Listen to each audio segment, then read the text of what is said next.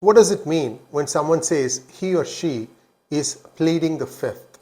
Well, it's the Fifth Amendment in the United States Constitution, which gives the person being accused the right to remain silent, to not answer questions posed by the opposing party.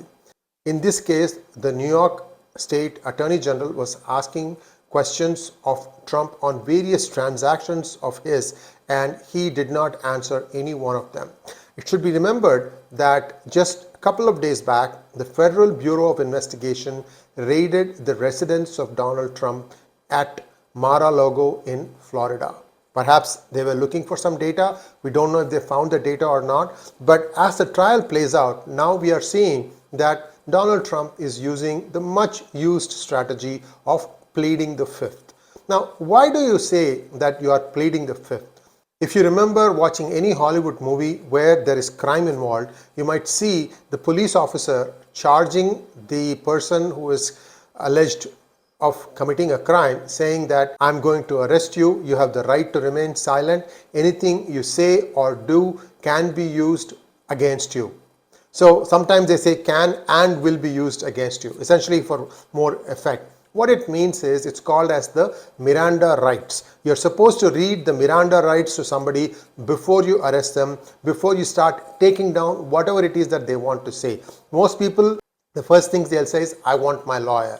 And then they clam up, don't answer any questions. The lawyer comes and sits as part of the interrogation session, and then things lead from there, depending on what kind of proof the police or the law enforcement agency has, and then the rest of the stuff is what the movie will be usually about. So you get the idea here. So this is a privilege given to all those people who are alleged to have committed a crime, that you can take the fifth. However, the burden of proof of proving that you had indeed committed the crime beyond reasonable doubt rests with the prosecution. So we have to wait and see how the New York State Attorney General is going to prove that Donald Trump did indeed commit a crime. We don't know what that is. It's still early days. It has something to do with his businesses, I think. So we have to wait and see how that plays out. More importantly, how is Trump's popularity?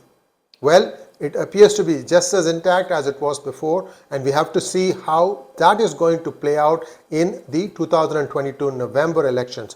For sure, many of the candidates who Trump endorsed won, a few lost, but more importantly, the Democrats are facing at losing perhaps both the Senate and the Congress.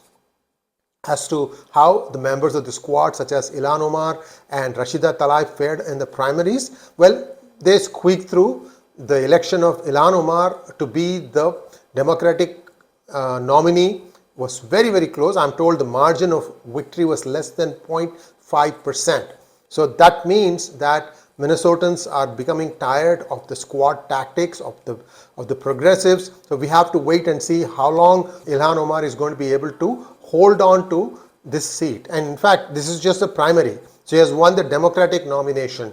She will now face a Republican challenger, and if the Republican challenger puts up a spirited fight, who knows? She might be dethroned. So that's where things stand. So Donald Trump is now really being put through the ringer. We'll have to wait and see how well he does. But taking the fifth, at least he doesn't have to open his mouth and let the prosecution do all the work. Thanks for watching. Please like, share and subscribe to our channel, and don't forget to click on the bell button for notifications. Namaskar.